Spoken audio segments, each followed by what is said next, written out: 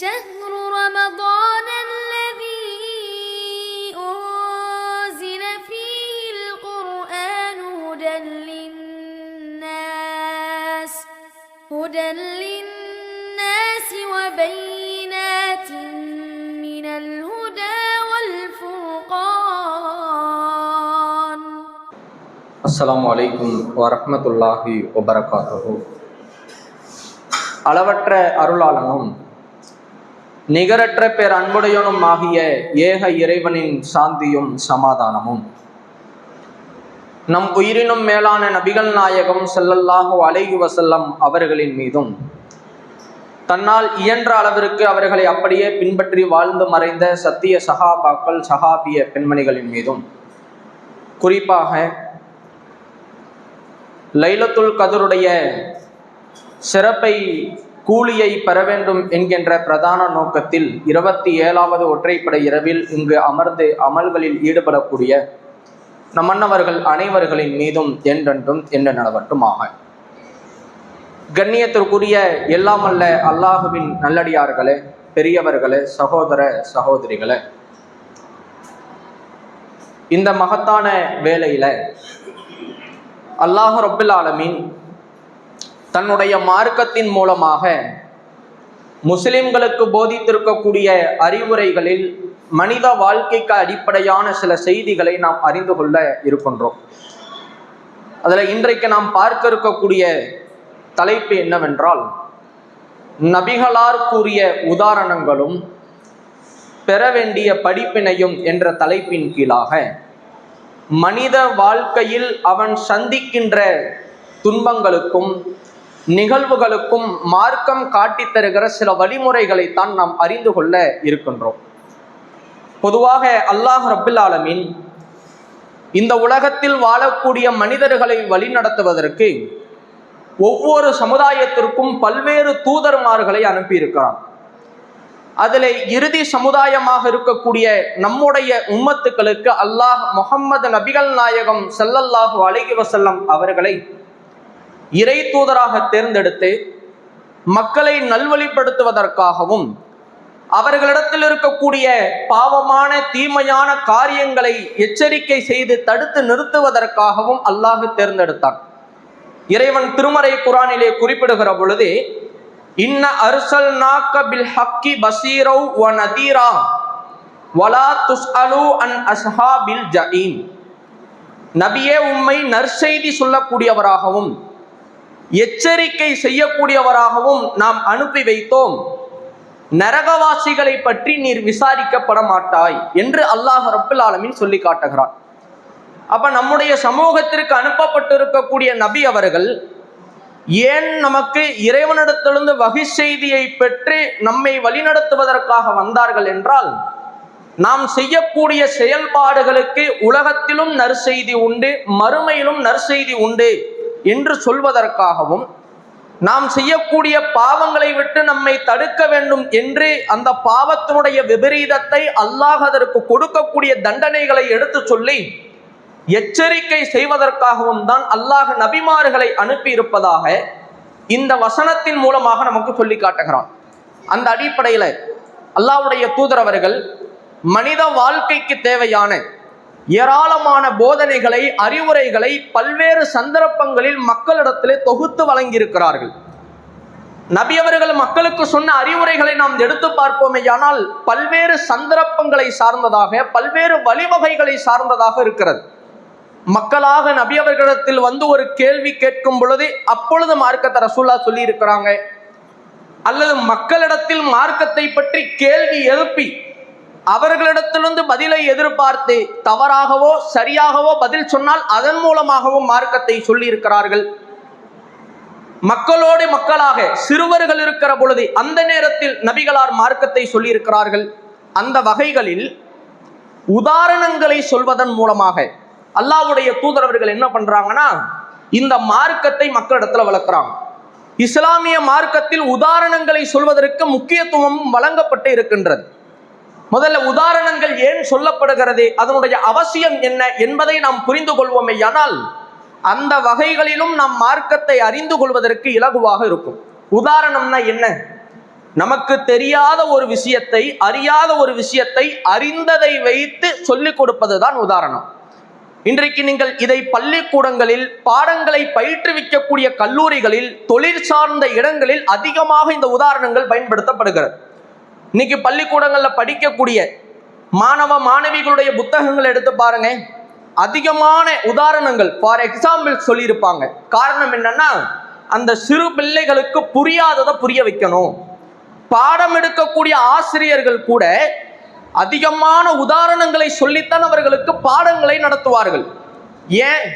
அவர்கள் மனதிலே ஆழமாக பதிய வைத்து எந்த நேரத்திலும் அதை மறந்து விடாமல் தேர்வில் நல்ல தேர்ச்சி பெற வேண்டும் என்பதற்காக அவங்களுக்கு தெரியாத விஷயத்தை தெரிந்ததை வைத்து சொல்லிக் கொடுக்கக்கூடிய ஒரு நிலை இந்த உதாரணத்தின் மூலமாக சொல்லிக் கொடுக்கப்படுகிறது.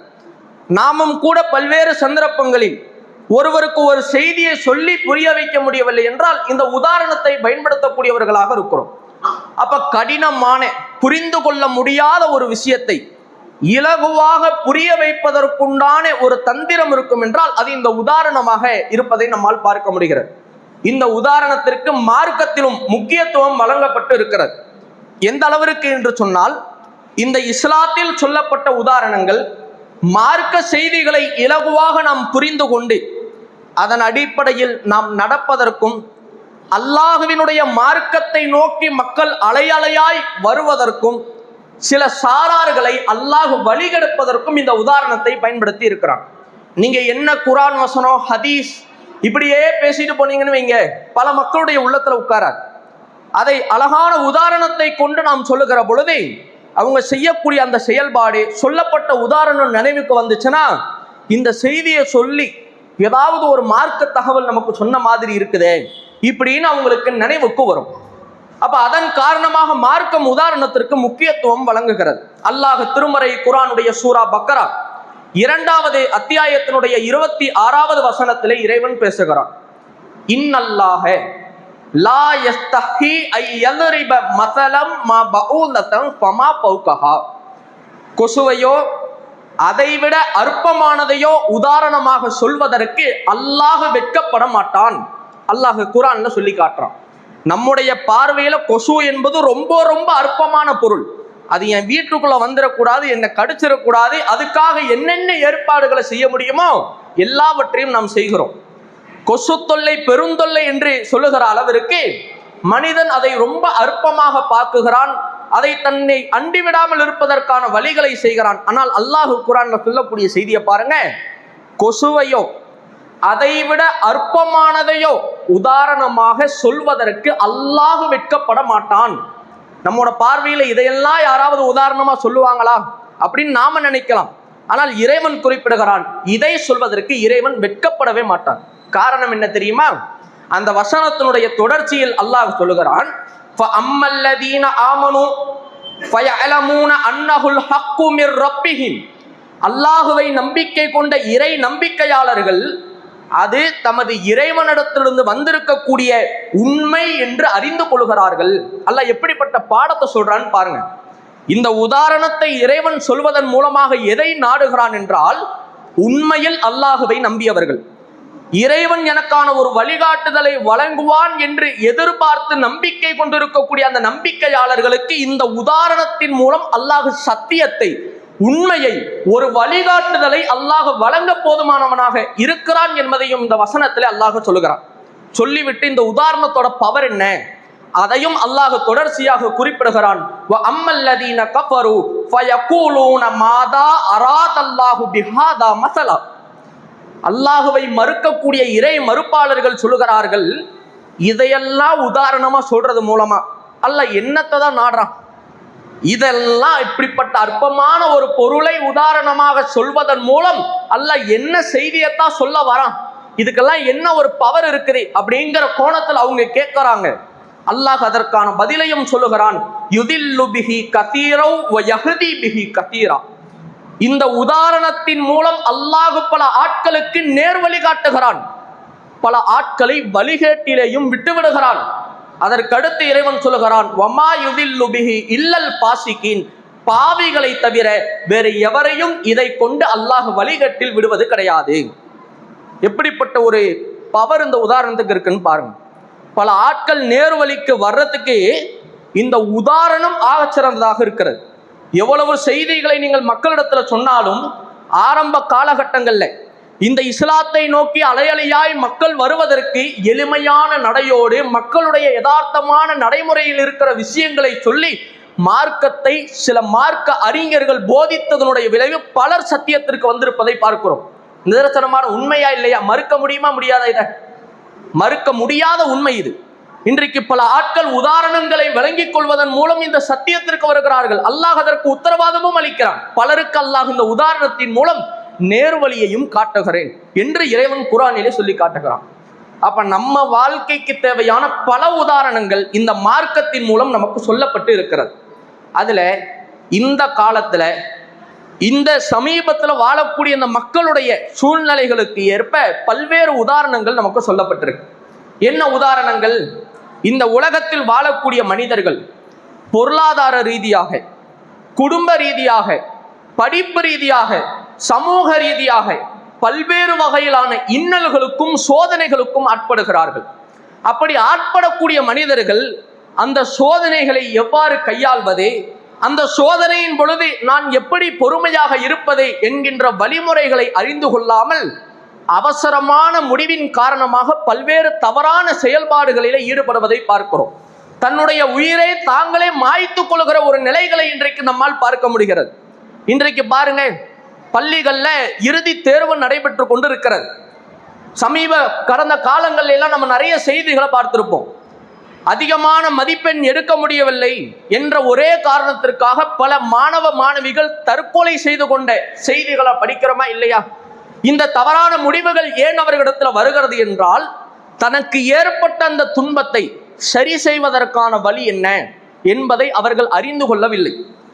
அந்த நேரத்தில் நான் எந்த வழிமுறையை கடைபிடிக்கணும் என்ற போதனை அவர்களுக்கு தெரிவதில்லை. இன்னும் பல ஆட்களை பார்க்கிறோம், பல்வேறு குடும்பங்கள் பிரச்சனைகளால் சண்டைகளால் பிரிந்து கிடப்பதை பார்க்கிறோம். காரணம் என்ன தெரியுமா? அவங்க குடும்பத்தில் நடந்திருக்கக்கூடிய சின்ன சின்ன பிரச்சனைகள். ஒரே தாய் வயிற்றில் பிறந்த 2 சகோதரர்கள் மௌத்தாகிற வரைக்கும் நீ என் மூஞ்சியை பார்க்காத அப்படின்னு பிரிந்து கிடக்கிறத பார்க்கிறோம். ஏன்? அவர் இவரை பற்றி ஏதாவது பேசி இருப்பார், மனது நோகும்படியாக ஒரு காரியத்தை செய்திருப்பார், பொறுத்து கொள்ள முடியாம அடுத்த முறை இந்த தவறு நடக்காம இருக்கிறதுக்கான வழியை தேடாம பேசாமலேயே ஒதுங்கி நிற்பதை நம்மால் பார்க்க முடிகிறது. இன்றைக்கு பல ஆட்கள் சிறைசாலைகள்ல இருக்கிறாங்க. பல்வேறு கேஸுகளுக்காக உள்ள இருக்கிறவங்கள பல ஆட்கள் எதற்காக உள்ள இருக்கிறாங்கன்னா கொலை கேஸ்ல இருக்கிறாங்க. அப்ப கொலை கேஸ்ல உள்ள போனவங்கள பெரும்பான்மையானவர்கள் திட்டமிட்டு வேண்டுமென்றே கொலை செய்தவர்களா என்று நீங்கள் எடுத்து பார்த்தால் கிடையவே கிடையாது. அந்த பொறுமையை இழந்ததன் விளைவாக, அந்த பிரச்சனைகளை கையாளக்கூடிய வழிமுறைகளை அறியாததனுடைய விளைவாக கொலை செய்துவிட்டு ஒட்டுமொத்த வாழ்க்கையையும் இழந்துவிட்டு சிறைசாலையில இன்றைக்கு பலர் இருப்பதை பார்க்க முடிகிறோம். இப்படி நிறைய செய்திகளை நம்ம சொல்லிட்டே போலாம். மனிதன் அவசரப்பட்டதனுடைய விளைவு, பொறுமையை இழந்ததனுடைய விளைவு மனிதனுக்கு பேர் ஆபத்தை, பேர் சோதனையை அவனுடைய வாழ்க்கையில ஏற்படுத்தி விடுகிறது. அதனால தான் அல்லாஹ்வுடைய தூதர் என்ன பண்றாங்கன்னா, ஒரு மனிதனுக்கு சோதனை வரும்போதே எப்படி இருக்க வேண்டும் என்பதை அழகான உதாரணத்தின் மூலமாக நபிகளார் நமக்கு வழிகாட்டி இருக்கிறாங்க. முதல்ல ஒரு அடிப்படையை நம்ம புரிஞ்சுக்கணும். என்ன அடிப்படை? இந்த உலகத்தோட வாழ்க்கை எல்லாத்துக்குமே அப்படியே சந்தோஷமான ஒரு வாழ்க்கையாக அமையும் என்பது உண்மை அல்ல. பார்க்கறதுக்கு நினைக்கலாம், இவர் எப்படி காசு பணத்தை வச்சு சந்தோஷமா வாழ்றாரு, நினைச்சதெல்லாம் அவருக்கு கிடைக்குதுன்னு நம்ம நினைக்கலாம். ஆனால் அவருக்குள் இருக்கக்கூடிய சோதனையை அவர் பிறரிடத்தில் சொல்லாதவரை அவர் அறிவார், அல்லாஹ் அறிவார். எல்லா மனிதர்களுக்கும் இந்த உலகத்தில் சோதனை உண்டு. ஒரு பாதை எப்படி மேடு பள்ளமாக இருக்கிறதோ, கரடு முரடாக இருக்கிறதோ, அது போல மனிதர்களுடைய வாழ்க்கை இன்பமும் துன்பமும் நிறைந்த வாழ்க்கை என்பதை நாம் புரிந்து கொள்ள வேண்டும். எல்லா மனிதர்களையும் அல்லாஹ் சோதிப்பான். இன்னும் சொல்ல போனால் இந்த உலக வாழ்க்கையே சோதனைக்காகத்தான் படைக்கப்பட்டது. அல்லாஹுவால் கொடுக்கப்பட்டாலும் சோதனைதான், எடுக்கப்பட்டாலும் சோதனைதான் என்கின்ற அடிப்படையை புரிந்து கொள்ள வேண்டும். அல்லாஹுவை நம்பிக்கை கொண்ட மக்கள், இறைவனை பரிபூர்ணமாக நம்பிக்கை கொள்ளாதவர்கள் தான் தனக்கு சோதனைகள் வருகிற பொழுது தளர்ந்து விடுகிறார்கள், தடுமாறி விடுகிறார்கள், உயிரை மாய்த்துக் கொள்கிறார்கள். ஆனால் அல்லாஹுவை நம்பிக்கை கொண்ட மக்களிடத்தில் அதை சரி செய்வதற்கான வழிகாட்டுதல் அல்லாஹுவால் வழங்கப்பட்டிருக்கிறது, அல்லாஹுடைய தூதரால் வழங்கப்பட்டிருக்கிறது. அல்லாஹ் குர்ஆனிலே சொல்லுகிறான், வல நபுலுவன்னக்கும் பிஷைஇன் மினல் ஹௌஃபி வல் ஜூஇ வனக்ஸிம் மினல் அம்வாலி வல் அன்ஃபுஸி வத்தமராத் வபஷ்ஷிரிஸ் சாபிரீன். ஓரளவு பசியால், ஓரளவு பயத்தால், பசியால் செல்வங்களையும் உயிர்களையும் உங்கள் விளைச்சல்களையும் சேதப்படுத்தியும் நாம் உங்களை சோதிப்போம். பொறுத்து கொண்டவர்களுக்கு நபியே நற்செய்தி சொல்லுங்கள். அல்லாஹ் பயத்தை கொண்டு உங்களை சோதிப்பான், பொருளாதார ரீதியில பயத்தை கொடுப்பான். உடல்நிலை சரியில்லாம நம்ம படுத்து கிடக்கும் போது என் குடும்பத்தோட எதிர்காலம் என்ன, என்னோட வருமானம் என்ன, அல்லாஹ் சோதிப்பான். பசியை கொண்டு அல்லாஹ் சோதிப்பான். நமக்கு பிடித்தமான விருப்பமான உயிர்களை பறித்து அல்லாஹ் சோதிப்பான். நம் நம்பிக்கை கொண்டிருக்கிற போட்டி போடுகிற பொருளாதாரங்களை நமக்கு தராமல் தடுத்து அல்லாஹ் சோதிப்பான். விளைச்சல்களை சேதப்படுத்தி சோதிப்பான். சொல்லிவிட்டு அந்த வசனத்தினுடைய தொடர்ச்சியில் இறைவன் சொல்லுகிறான், வபஷ்ஷிரி சாபிரீன். எவர் ஒருவர் பொறுத்து கொள்கிறாரோ அவருக்கு நற்செய்தி சொல்லுங்க. நற்செய்தினா என்ன, சொர்க்கம் மட்டுமா? கிடையவே கிடையாது. இந்த உலகத்தில் நீங்கள் பொறுத்து கொண்ட அந்த பொறுமைக்கு உண்டான பிரதிபலனை இந்த உலகத்தில் நீங்க பெற்றிருக்குவீங்க. அந்த சோதனைகளை எதிர்கொள்வதற்கான வழிகாட்டுதல்களையும் வழிமுறைகளையும் நீங்கள் அறிந்து கொண்டு அதன் அடிப்படையில் உங்களுடைய வாழ்க்கையை நீங்கள் அமைத்துக் கொள்வீர்கள் என்றால், எந்த இடத்தில் நீங்கள் சோதிக்கப்பட்டீர்களோ, எந்த இடத்தில் நீங்கள் அடிக்கப்பட்டீர்களோ, அதே இடத்தில் அல்லாஹ்வுடைய நாட்டத்தால் நீங்கள் உயர்த்தப்படுவீர்கள், மேலோங்குவீர்கள். அப்படிப்பட்ட ஒரு நற்செய்தி. உலகத்திலும் கூலி உண்டு, மறுமையிலும் கூலி உண்டு. துன்பத்துடன் தான் இன்பம் இருக்கிறது. உலகத்தில் கஷ்டப்பட்டவர்களை அல்லாஹ் உயர்த்துவான், அவர்களுக்கு உண்டான கூலியை கொடுப்பான், மறுமையிலும் அல்லாஹ் கொடுப்பான். இப்ப மார்க்கம் அதற்கான வழிகாட்டுதலை நமக்கு கொடுக்குது. அல்லாஹ்வுடைய தூதர் சொல்லக்கூடிய ஒரு உதாரணத்தை பாருங்க. ரசூலுல்லாஹ் சொன்னாங்க, ஸஹீஹுல் புகாரியிலே பார்க்கலாம், இறை நம்பிக்கையாளர்களின் நிலை இளம் தளிர் பயிருக்கு ஒப்பானது அப்படின்னு ரசூலுல்லாஹ் ஒரு உதாரணத்தை சொல்றாங்க. என்ன இளம் தளிர் பயிருக்கு ஒப்பானது? காற்று ஒரு முறை அதை சாய்த்து மறுமுறை நிமிர்த்து நிற்க வைத்து விடுகிறது. அல்லாஹுவை நம்பிக்கை கொண்ட ஒரு மனிதன் எப்படி இருப்பான்னா, அப்பொழுது முளைக்கக்கூடிய அந்த புல் செடி இருக்கிறதே, இளம் தளிர் பயிர் இருக்கிறதே, அதற்கு நிகரானதுதான் ஒரு நம்பிக்கை கொண்ட அடியானுடைய உதாரணம். அப்படின்னா என்ன? அந்த இளம் தளிர் பயிருக்கு சோதனை என்னன்னா, இந்த காத்து. இந்த காத்து இப்படி வீசும் அப்படி வீசும், எல்லா புறத்துல இருந்து வரும். ஆனால் வருகிற பொழுது அந்த இளம் தளிர் பயிர் என்ன செய்யாதுன்னா, ஒரே அடியா வேரோடு சாய்ந்து விடாது. அது இப்படி சாயும் இப்படி சாயும், ஆனால் அது நிமிர்ந்து நின்று விடும். இதுதான் இறை நம்பிக்கை கொண்டவர்களுக்கான நிலை, உதாரணம் என்று அல்லாஹ்வுடைய தூதர் அவர்கள் சொல்லிக் கொடுக்கிறார்கள். சொல்லிவிட்டு அந்த செய்தியினுடைய தொடர்ச்சியில் சொல்லுகிறார்கள், நயவஞ்சகனின் நிலை தேவதாரு மரத்திற்கு ஒப்பானது. அந்த தேவதாரு மரம் மிக உயரமாக இருக்கும். ஒரே அடியாக சாய்கிற வரைக்கும் அது நிமிர்ந்து நிற்கும், சாய்ந்து விட்டா அது நிமிரவே செய்யாது, ஒரே அடியா சாய்ஞ்சிரும் இப்படின்னு ரசூலுல்லாஹ் சொல்றான். அப்ப நம்பிக்கை கொண்ட மனிதனுடைய நிலை எப்படி இருக்கணும்னா, பல சோதனைகள் வரும் பொழுது அவன் பாதிக்கப்படுவான், தளர்ந்து விடுவான். ஆனால் ஒரே அடியாக இதற்கு பிறகு வேறு வழிகளே இல்லை என்று அவன் முடங்கி போய்விட மாட்டான், மீண்டும் நிமிர்ந்து நிற்பான். அல்லாஹ்விடத்தில் அதற்கான வழிகாட்டுதலை பற்றி அதன்படி செயல்படுவதற்கான முயற்சியில் அவன் ஈடுபடுவான். இதுதான் நம்பிக்கை கொண்டவர்களுடைய நிலை. நயவஞ்சகனின் நிலை தேவதாரு மரத்திற்கு ஒப்பான. இதற்கு பிறகு வழியே இல்லைங்க, இதற்கு பிறகு வாழ்க்கையே இல்லைங்க, வாழ்க்கையே இப்படித்தான் என்று தவறான முடிவுகளை அவர்கள் எடுத்து தேவதாரு மரம் ஒரே அடியாக சாய்ந்து விடுவதைப் போல தற்கொலை செய்து விடுவார்கள், தவறான முடிவுக்கு சென்று விடுவார்கள். அதை போன்று நீங்கள் இருக்கக்கூடாது என்பதை அல்லாஹ்வுடைய தூதர் அவர்கள் இந்த உதாரணத்தின் மூலமாக சொல்லி காட்டுறாங்க. இன்னொரு உதாரணத்தை ரசூலுல்லாஹ் சொன்னாங்க. ஸஹீஹுல் புகாரியில நீங்க பார்க்கலாம். சஹாபாக்களிடத்துல கேள்வியை கேட்கிறாங்க, மரங்களில் இப்படியும் ஒரு மரம் இருக்கிறதே, அது இறை நம்பிக்கையாளர்களுடைய நிலைக்கு ஒப்பானதே அப்படிங்கிறாங்க. அது என்ன மரம் தெரியுமா? அப்ப எல்லா சஹாபாக்களும் யோசிக்கிறாங்க, ஒருவேளை இது அந்த மரமா இருக்குமோ, நாட்டு மரமா இருக்குமோ அப்படின்னு அவங்களுடைய சிந்தனை யோசனை எல்லாம் ஒவ்வொரு பக்கம் போகுது. அப்ப அதுல இருக்கக்கூடிய ஒரு சிறிய நபித்தோழர் இப்னு உமர் ரலியல்லாஹு அன்ஹு, அப்துல்லாஹ் இப்னு உமர் ரலியல்லாஹு அன்ஹு, அவர் இளம் வயதுக்காரராக இருக்கிறார். அந்த நேரத்தில் அந்த பதில சொல்றதுக்கு வெட்கப்பட்டுட்டு வீட்டுக்கு போய் தன்னுடைய தந்தை உமர் ரலியல்லாஹு அன்ஹு இடத்துல சொல்றார், என்னுடைய அருமை தந்தையே, அங்க பெரிய பெரிய சஹாபாக்கள்லாம் இருந்தாங்க. நபிகளார் கேட்ட கேள்விக்கான பதில் எனக்கு தெரியும், ஆனா நான் சொல்ல வெட்கப்பட்டேன். இப்ப சொல்றேன், அது பேரித்தம்பல மரம் தான் அப்படின்னு பதில் சொல்றார். அந்த நேரத்துல ரசூலா அதுதான் உண்மைங்கிறதும் அல்லாஹ்வுடைய தூதர் அவங்க சொல்லக்கூடிய செய்தி சஹீஹ் புகாரியில பார்க்கிறோம். இந்த உதாரணத்தின் மூலம் ரசூலா என்ன சொல்ல வராங்க? இறை நம்பிக்கையாளர்களுக்கு உதாரணம் இந்த பேரிச்சம்பள மரம் தான் அப்படின்னு ரசூலா சொன்னாங்க. ஏன்? இந்த பேரிச்சம்பள மரம் இருக்கிறது மற்ற மரங்களை போன்றது அல்ல. கோடை காலம் வந்தாலும் சரி, குளிர்காலம் வந்தாலும் சரி, மழைக்காலம் வந்தாலும் சரி, அந்த மரம் தன்னுடைய இலைகளை உதிர செய்வதே கிடையாது. அவ்வளோ ஸ்ட்ராங்கா வச்சுக்கும். அது போல நம்பிக்கை கொண்ட மக்களை நீங்கள் பார்ப்பீர்கள் என்று அல்லாஹ்வுடைய தூதர் நபிகள் நாயகம் ஸல்லல்லாஹு அலைஹி வஸல்லம் சொல்லிக் கொடுக்குறான். உங்களுக்கு காசு பண ரீதியாக சோதனை வரும், பிள்ளைகள் ரீதியாக சோதனைகள் வரும், படிக்கிறீர்கள் என்றால் படிப்பு ரீதியாக சோதனைகள் வரும்.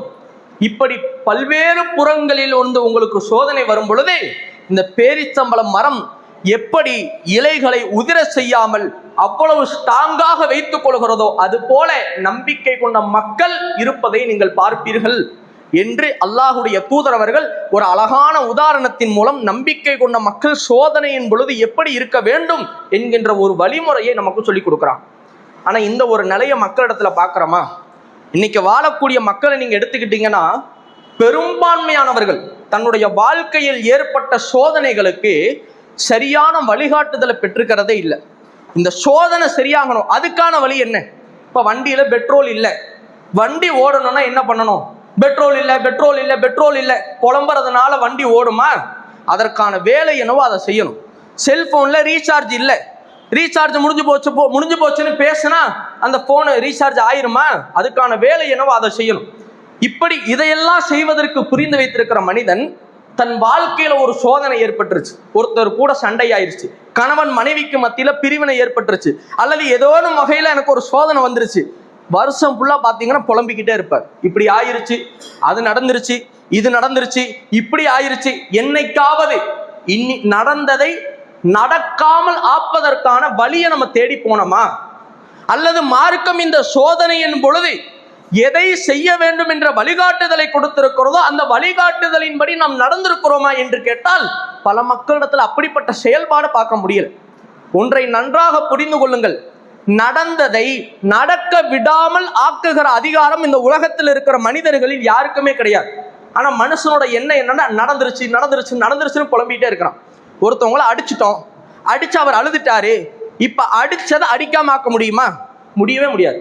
அவர் அழுததை அழுதாமாக்க முடியுமா? முடியவே முடியாது. இந்த உலகத்துல ஒரு சோதனை, பொருளாதாரத்தை ஒரு வழியில இழந்துட்டோம், இழந்த பொருளாதாரத்தை மீண்டும் மீட்டெடுக்க முடியுமா? இப்ப போயிருச்சு, காணாம போயிருச்சு, தொலைஞ்சு போயிருச்சு, தொலைஞ்சு போனதை காணாம போனதை போகாம இந்த நடந்து முடிந்த நிகழ்வை நடக்காம ஆக்க முடியுமானா முடியாது.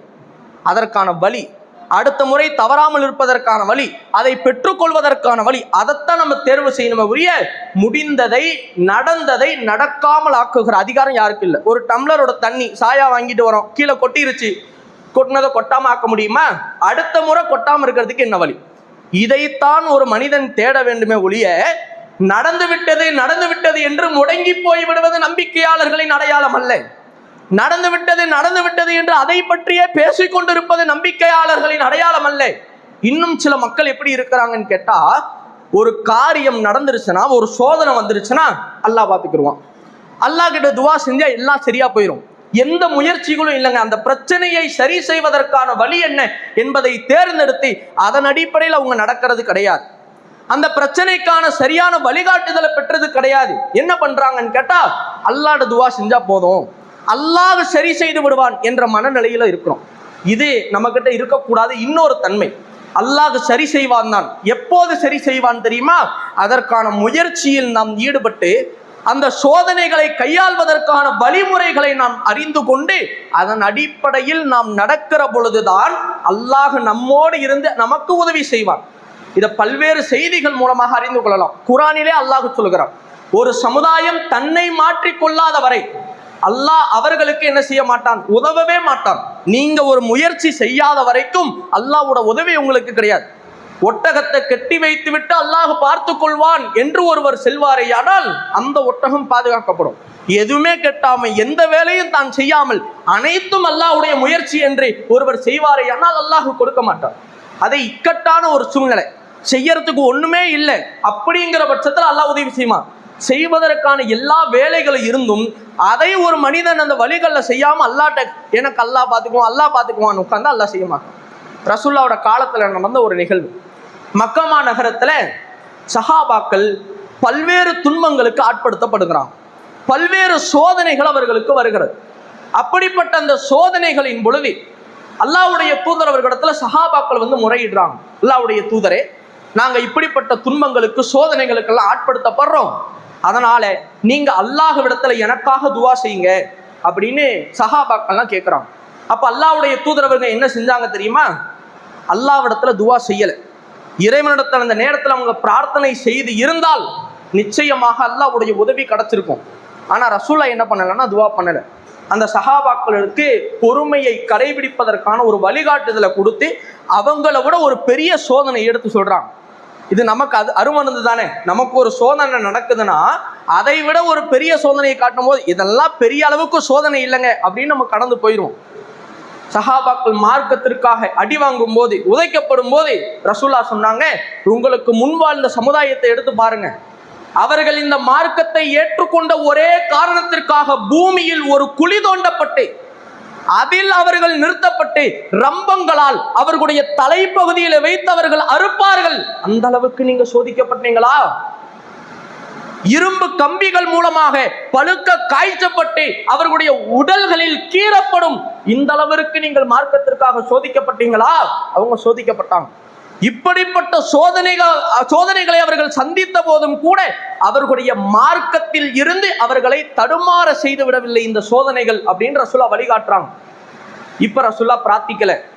அல்லாஹ்வுடைய தூதர் என்ன பண்றாங்கன்னா மதீனாவுக்கு ஹிஜ்ரத் பண்ணி வந்துடுறாங்க. வந்ததற்கு பிறகு அல்லாஹ்வுடைய தூதர் அவர்களுக்கு அப்பொழுது சோதனைகள் வருகிறது. பத்ர் போர்க்களம், நபிகளாரோடு 300க்கும் கொச்சமான மக்கள் தான் ரசூலுல்லாஹ்வோட இருக்கிறாங்க. எதிரிப்படை 1000க்கும் மேல இருக்கிறாங்க. இந்த நேரத்துல அல்லாஹ்வுடைய தூதர் மதீனாவிற்கு வந்து செய்ய வேண்டிய வேலைகளை செய்து சஹாபாக்களை ஒன்று திரட்டி ஒரு பிரச்சனை வந்தால் அதை எதிர்கொள்வதற்கான எல்லா வழிமுறைகளையும் செய்ததற்கு பிறகு அல்லாஹ்விடத்துல முறையிடுறாங்க. அந்த போர்க்களத்துல வந்து நிற்கும் பொழுது எதிரிப்படை 1000 பேற்றுக்கும் மேலாக இருக்கிறார்கள். அப்பொழுது அல்லாஹ்விடத்துல கேட்கிறாங்க, இறைவா, நீ எனக்கு கொடுத்த வாக்குறுதியை நிறைவேற்று. இந்த எதிரிகள் எங்களை அழித்து விடுவார்கள் என்றால் உன்னை வணங்குவதற்கு இந்த உலகத்தில் யாரும் இருக்க மாட்டார்கள் என்று அல்லாஹ்விடத்துல அல்லாஹ்வுடைய தூதர் அவங்க என்ன பண்றாங்கன்னா பிரார்த்தனை செய்றாங்க. இப்ப ரசூலுல்லாஹ்வுடைய ஏற்பாடு என்ன? இந்த இடத்துல செய்யாம இங்க வந்து பல்வேறு ஏற்பாடுகளை செய்துவிட்டு பல்வேறு முயற்சிகள்ல ஈடுபட்டு விட்டு அல்லாஹ்விடத்தில் கோரிக்கை வைக்கிறார்கள். அல்லாஹ் மலக்குமார்களை அனுப்பி அந்த பத்ர் போர்க்களத்தில் நபிகளாருக்கு வெற்றியை கொடுத்தான் என்று சொன்னால் இந்த செய்தி நமக்கு கற்றுத்தருகிற பாடம் என்ன? உலகத்தில் நமக்கு கஷ்டங்கள் வருதா, சோதனைகள் வருதா, பல்வேறு இன்னல்களுக்கு நாம் ஆளாக்கப்படுகிறோமா? அந்த நேரத்தில் நடந்ததை பற்றியே பேசிக்கொண்டிருக்காமல் அடுத்த முறை நடக்காமல் இருப்பதற்கான வழியை தேடுவதோடு முயற்சியில் ஈடுபடுவதோடு அல்லாஹ்விடத்தில் நாம் பிரார்த்திப்போமேயானால் அல்லாஹ் நமக்கு உதவி செய்வான். அல்லாஹ் குர்ஆனிலே சொல்லுகிறான், யா அய்யுஹல்லதீன ஆமனூ ஸ்தஈனூ பிஸ்ஸப்ரி வஸ்ஸலா இன்னல்லாஹ மஅஸ்ஸாபிரீன். நம்பிக்கை கொண்டவர்களே, பொறுமையின் மூலமாகவும் தொழுகையின் மூலமாகவும் நீங்கள் உதவி தேடுங்கள், அல்லாஹ் பொறுமையாளர்களுடன் இருக்கிறான் என்று தன்னுடைய திருமறை குர்ஆனிலே அல்லாஹ் சொல்லி காட்டுகிறான். அல்லாஹ் சொல்லக்கூடிய வழிமுறை இதுதான். நீங்க அல்லாஹ்ட்ட தொழுது துவா செய்யறீங்க, பொறுமையை கடைபிடிக்கிறீங்க. எது பொறுமை? பிரச்சனை வந்தவுடன், சோதனை வந்தவுடன் அதை பொறுமையாக இருக்கக்கூடியதுதான் பொறுமை. பொறுமைக்கான அர்த்தம் என்னன்னா, பிரச்சனை நடந்து 10 வருஷம் கழிச்சு 20 வருஷம் கழிச்சு நடந்துருச்சு அவ்வளவுதான் இப்படின்னு போறது இல்லை. ஒருத்தர் அடிச்சு கொலை பண்ணிட்டு ஜெயிலுக்கு போயிட்டு இப்படி ஆயிடுச்சு, இப்படி பிரச்சனை ஆயிடுச்சு இப்படின்னு பொறுமையா இருக்கிறது பொறுமை அல்ல. ஒரு பிரச்சனை தனக்கென்று வருகிற பொழுது நான் இந்த உலகத்தினுடைய அல்லாஹ்வால் வழங்கப்பட்ட அருட்களால் சோதனைக்கு உள்ளாக்கப்படுகிற பொழுது இந்த நேரத்தில் நான் பொறுமையாக இருக்கிறேன். எப்படி? இந்த சோதனையை கையாள்வதற்கான, சோதனைகளிலிருந்து மீள்வதற்கான வழிமுறையாக அல்லாஹ் எனக்கு எதை சொல்லிக் கொடுத்தானோ அந்த வழிமுறையை நான் அறிந்து பொறுமையாக இருந்து நடப்பதுதான் உண்மையான பொறுமைக்கான அளவுகோல். இன்றைக்கு பல மக்களிடத்தில் அப்படிப்பட்ட பொறுமையை பார்க்க முடியல. அல்லாஹுவின் மீது நம்பிக்கை கொண்டிருக்கக்கூடிய மக்கள் பரிபூரணமாக இறைவனின் மீது நம்பிக்கை கொண்டு செயல்பட்டால், இறைவன் காட்டி தருகிற வழியின் அடிப்படையில் அவர்கள் நடப்பார்களே, ஆனால் அந்த சோதனைகளிலிருந்து மீள்வதற்கு, சோதனைகளை எதிர்கொள்வதற்கான வழி அவர்களுக்கு காத்திருக்கிறது. அல்லாஹ் குர்ஆனிலே சொல்லுகிறான், வலா தஹினு வலா தஹ்ஸனு வ அன்துமுல் அலௌன இன் குன்தும் முஃமினீன். நீங்கள் தளர்ந்து விடாதீர்கள், கவலைப்படாதீர்கள், நம்பிக்கை கொண்டிருந்தால் நீங்களே உயர்ந்தவர்கள் என்று அல்லாஹ் சொல்லுகிறான். சொல்ற வார்த்தையை பாருங்க, தளர்ந்துடாதீங்க, எந்த சோதனையின் பொழுதும் நீங்கள் கவலைப்படாதீங்க, நீங்க உயர்வீங்க. எங்க சோதனைக்கு உள்ளாக்கப்பட்டீங்களோ, எங்க அடிக்கப்பட்டீங்களோ, எங்கு பாதிப்புக்கு உள்ளாக்கப்பட்டீர்களோ அதே இடத்தில் நீங்கள் உயர்த்தப்படுவீர்கள். எப்பொழுது? என்ன தகுதி இருக்கிற பொழுது? நீங்கள் நம்பிக்கை கொண்டிருந்தால். நம்பிக்கைனா சும்மா அல்லாஹ்வை நம்பி இருக்கிறேன் என்பது அல்ல. நம்பிக்கை என்றால் நம்பிக்கைக்கு ஏற்ற செயல்பாடுகள் இருக்க வேண்டும். அதை நம்ம புரியும். இன்னைக்கு பல ஆட்களிடத்துல இதையும் பார்க்கிறோம். நான் நம்பிட்டேன், ஆனா நம்பினதுக்கு அடிப்படையில் எந்த செயல்பாடும் இருக்காது. ஒருத்தன் அல்லாஹ்வை நம்பி இருக்கிறான், மறுமையை நம்பி இருக்கிறான் அப்படின்னா என்ன பண்ணணும்? அந்த மறுமையில் வெற்றி அடைவதற்கு, அல்லாஹுவை நம்பியதற்கு இறைவன் சொன்ன காரியத்தை செய்யணும். இப்ப எல்லாம் இங்க உட்கார்ந்துகிட்டு இருக்கிறோம்.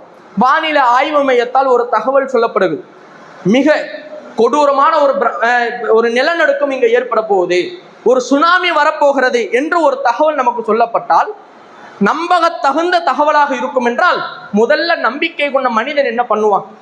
இப்படி ஒரு தகவல் வந்துருச்சு, என்ன ஆனாலும் சரி நான் இங்கதான் இருப்பேன் அப்படின்னு இருப்பானா? பாதுகாப்பதற்கான வேலை என்ன? இப்படி ஒரு நிகழ்வு நடந்துருச்சுன்னா இந்த இடம் பாதிக்கப்படும், இங்கிருந்து நான் தப்பிப்பதற்கான வழி என்ன, செயல்பாடு என்ன என்பதை யோசித்து சிந்தித்து அதன் அடிப்படையில் செயல்படக்கூடியவனாக இருப்பதுதான் நம்பிக்கையினுடைய யதார்த்தமான உண்மை.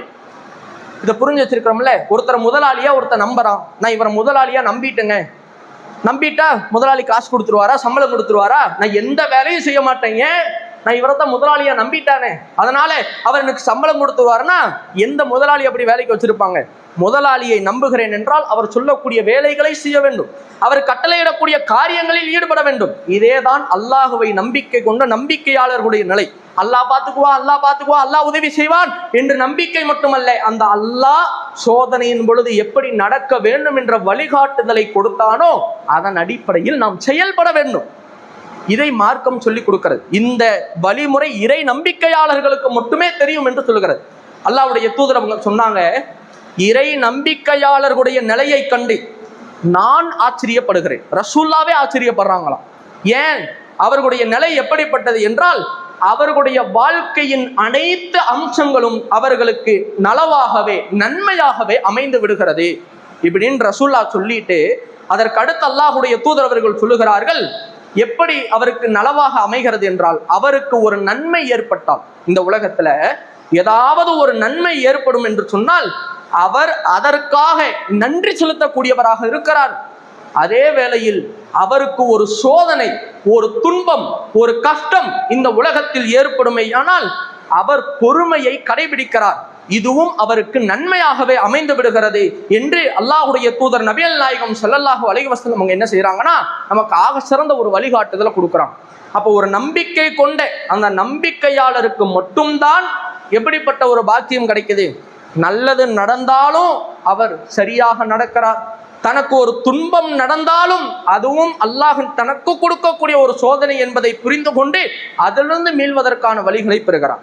அப்ப அல்லாஹ்வை நம்பிக்கை கொள்ளாத ஒரு மனிதன் அப்படிப்பட்ட பாக்கியத்தை பெற முடியுமான்னு கேட்டா கண்டிப்பாக பெற முடியாது.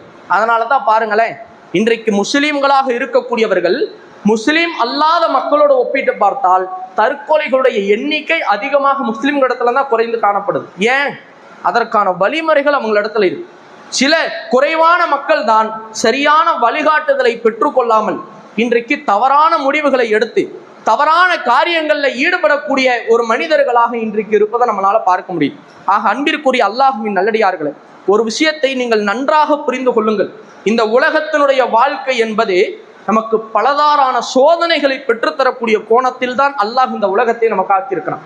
இறைவன் திருமறை குர்ஆன்ல சொல்றான், அதுல இறைவனை நம்பிக்கை கொண்டவர்கள், மறுமை நாளை நம்பிக்கை கொண்டவர்கள் என்றைக்கும் தளர்ந்து விடாமல் தன்னுடைய பிரதான லட்சிய பாதை எதுவோ அதை நோக்கி அவர்கள் பயணிக்க வேண்டும். குர்ஆனிலே அல்லாஹ் சொல்லுகிறான், அல்லதீ ஹலக்கல் மௌத் வல் ஹயாத் லியப்லுவக்கும் அய்யுக்கும் அஹ்ஸனு அமலா. இறைவன் சொல்லுகிறான், இந்த உலகத்தில் அழகான செயலுக்குரியவர் யார் என்பதை சோதிப்பதற்காகத்தான் மரணத்தையும் வாழ்க்கையையும் நாம் படைத்திருக்கிறோம். அல்லாஹ் சொல்லக்கூடிய வாசக அமைப்பை கொஞ்சம் கவனிச்சு பாருங்க. நம்பிக்கை கொண்டவர்களுக்கு உரமூட்டக்கூடிய வகையிலேயே அல்லாஹ் இந்த வசனத்துல வாசகத்தை பயன்படுத்துறான். அல்லாஹுவை நம்பிக்கை கொண்டவங்க தானே மறுமையை நம்புவாங்க. அல்லாஹுவை நம்பிக்கை கொண்டவங்க தானே மரணத்திற்கு பிறகு ஒரு வாழ்க்கை இருக்கிறது என்ற பரிபூர்ணமான நம்பிக்கையில் இருப்பாங்க. இந்த வசனத்தில் அல்லாஹ் சொல்லக்கூடிய செய்தியை பாருங்க. அல்லதீ ஹலக்கல் மவுத், முதல்ல மவுத்துங்கிற அல்லாஹ், வல் ஹயாத் ரெண்டாவது உலகத்துல வாழ்வுங்கிற அல்லாஹ். நம்ம யதார்த்தத்துல யோசித்த விஷயம் என்ன? உலகத்துல எல்லா மனிதர்களும் முதல்ல பிறப்பதைத்தான் பார்க்கிறோம், பிறந்ததற்கு பிறகுதான் மரணமாக இருக்கிறது. ஆனால் அல்லாஹ் நமக்கு பதிய வைக்கிறான், முஸ்லிம்களுக்கு பாடம் சொல்கிறான். இந்த உலகத்தில் நீ வாழ்வது, உனக்கு பொருளாதாரத்தை கொடுத்திருப்பது, பிள்ளைகளை கொடுத்திருப்பது, காசு பணத்தை கொடுத்திருப்பது எதற்காக தெரியுமா? மரணத்திற்கு பிறகு இருக்கிற வாழ்க்கையில் நல்ல நிலையை நீ அடையும். அல்லதீ ஹலக்கல் மௌத வல் ஹயாத லியப்லுவக்கும் அய்யுக்கும் அஹ்ஸனு அமலா. உங்களில் அழகான செயல்களை செய்யக்கூடியவர் யார் என்பதை சோதிப்பதற்குத்தான் மரணத்தை படைச்சேன், வாழ்க்கையை படைச்சேன். அல்லாஹ் சொல்லி தருகிற பாடம். மறுமை நம்பிக்கை இருக்கக்கூடிய மக்கள் அந்த மரணத்திற்கு பிறகு இருக்கக்கூடிய வாழ்க்கைக்காக தயாராக வேண்டும் என்பதற்காகத்தான் பொருளாதாரத்தை சிலருக்கு அல்லாஹ் கூட்டுகிறான், சிலருக்கு குறைக்கிறான். உடல் ஆரோக்கியத்தை சிலருக்கு நல்லாக வழங்கியிருக்கிறான், சிலருக்கு குறைத்து வழங்கியிருக்கிறான். உலகத்தினுடைய தோதனைகளை பலருக்கு நிறைய கொடுத்திருக்கிறான், இன்னும் சிலருக்கு இன்பமான வாழ்க்கையை கொடுத்திருக்கிறான். இப்படி மாறி மாறி கொடுத்ததே உலகத்தில் நிரந்தரமாக வாழ்வதற்கல்ல, மரணத்திற்கு பிறகு இருக்கிற மறுமையினுடைய வாழ்க்கையில் யார் சிறந்தவர்கள், ஆக வெற்றி பெறக்கூடியவர்கள் என்பதை சோதிப்பதற்குத்தான். இந்த சோதனைகள் வரும் பொழுது அழகான செயலை செய்து இறைவனுடைய கூலியை பெறுபவர்கள் யார் என்பதை பார்ப்பதற்குத்தான் இவ்வளவு ஏற்பாடுகள் என்று அல்லாஹ் இந்த வசனத்திலே சொல்லி காட்டுகிறான். அப்ப நமக்கு இந்த உலகத்தில் வரக்கூடிய சோதனைகளின் பொழுது நாம் பொறுமையை கடைபிடிக்கக்கூடிய ஒரு மக்களாக நாம் மாற வேண்டும். இன்னும் சொல்ல போனால் இஸ்லாத்தில் சொல்லப்பட்டிருக்கிற வணக்க வழிபாடுகளை நீங்க எடுத்து பாருங்க. எல்லா வணக்க வழிபாடுகளை நம்ம எப்படி தெரியுமா பார்க்கிறோம்? அதுல கிடைக்கக்கூடிய மறுமை நம்பிக்கையை மட்டும்தான் பார்க்கிறோம். தொழுகையா, இதுக்கு அல்லாஹ் என்ன கூலி கொடுக்குறான்? ஜமாத்தோட தொழுதா 27 மடங்கு நன்மை, இப்படிதான் பார்க்கிறோம். நோன்பா, இந்த நோன்பின் மூலமாக அல்லாஹ் நரகத்திலிருந்து பாதுகாப்பு கொடுக்குறான், இந்த நோன்பை வைப்பதன் மூலமாக முந்தைய பாவங்களை அல்லாஹ் மன்னிக்கிறான், இப்படின்னு தான் பார்க்கிறோம். ஹஜ்ஜா, அதற்கு அல்லாஹ் கொடுக்கக்கூடிய கூலி தான் பார்க்கணும். இதை தாண்டி இந்த வணக்கங்கள் எல்லாம் எனக்கு கற்றுத்தருகிற பாடம் என்ன என்றைக்காவது நம்ம சிந்தித்திருக்கிறோமா? அல்லாஹ் குர்ஆன்ல சொல்றா, அஃபலா யத்தபர்ரூனல் குர்ஆன், நீங்கள் இந்த குர்ஆனை சிந்தித்து பார்க்க மாட்டீங்களாங்கிற அல்லாஹ். அப்ப அல்லாஹுவால் சொல்லப்பட்ட வணக்க வழிபாடுகளை நாம் சிந்தித்து பார்க்கும் பொழுது நம்முடைய வாழ்க்கைக்கு தேவையான அனைத்து அம்சங்களையும் இந்த வணக்க வழிபாடுகள் சொல்லிக் கொடுக்குது. ஒருத்தர் 13-14 மணி நேரம் பசியோடு தாகத்தோடு உணவை சாப்பிடாமல் நோன்பு வைக்கிறார் என்றால் அது நமக்கு கற்றுக் கொடுக்கக்கூடிய பாடம் என்ன? வெறும் நன்மையை மட்டும்தான் சொல்லிக் கொடுக்குதா?